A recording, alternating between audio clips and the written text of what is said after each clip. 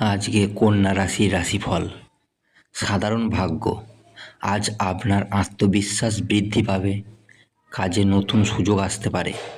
আর্থিক দিক থেকে কিছুটা উন্নতির সম্ভাবনা থাকলেও ব্যয় নিয়ন্ত্রণে রাখতে হবে। কর্মজীবন ও ব্যবসা।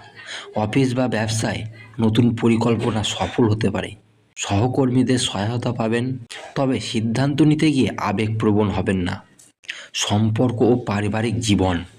পরিবারে আনন্দের পরিবেশ থাকবে। প্রেমজ জীবনে মিষ্টি মুহূর্ত আসতে পারে।